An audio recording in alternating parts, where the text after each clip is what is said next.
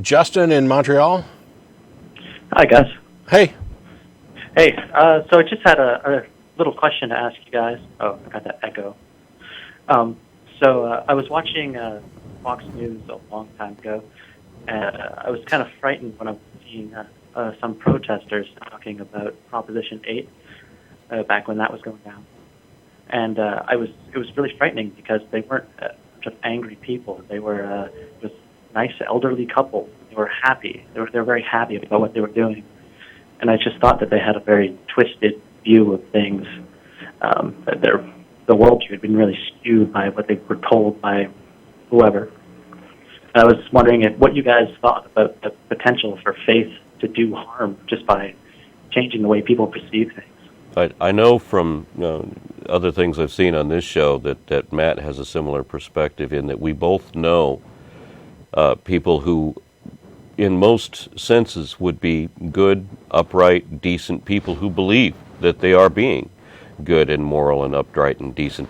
And when you try to get them to understand how it is that casting laws against a whole demographic of people is infringing on their rights and is therefore wrong, as we mentioned before, whether there's a victim or not, they can't conflict one belief in favor of the reality of that situation. They simply can't do it.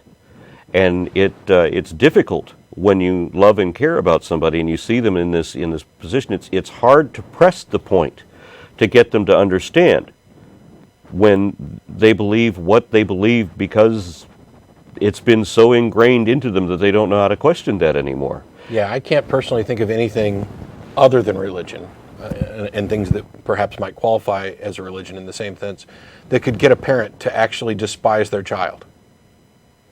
That's the kind of, it doesn't happen in every case. Some people manage to escape. But if you're ever going to convince a parent to hate their own child, you need something like religion.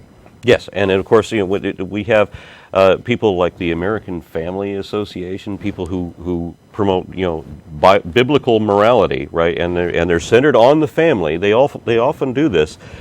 However, looking at the Bible again, we have Jesus saying that he's going to divide husbands from wives, and he's going to divide children from parents, and that you need to be ready to tear apart from all of your relationships in favor of him.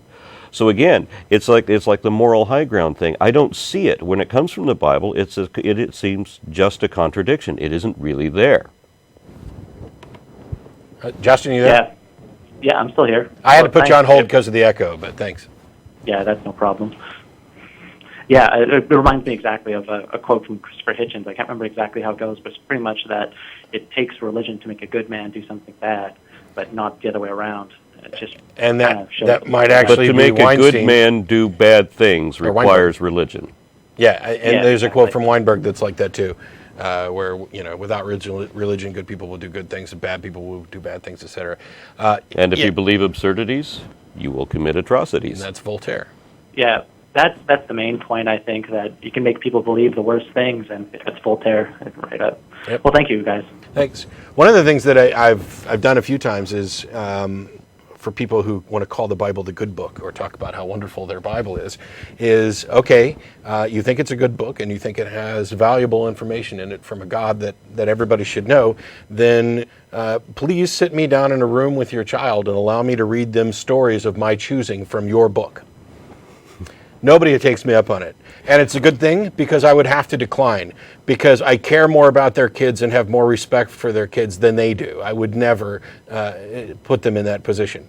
It's strictly there to make a point.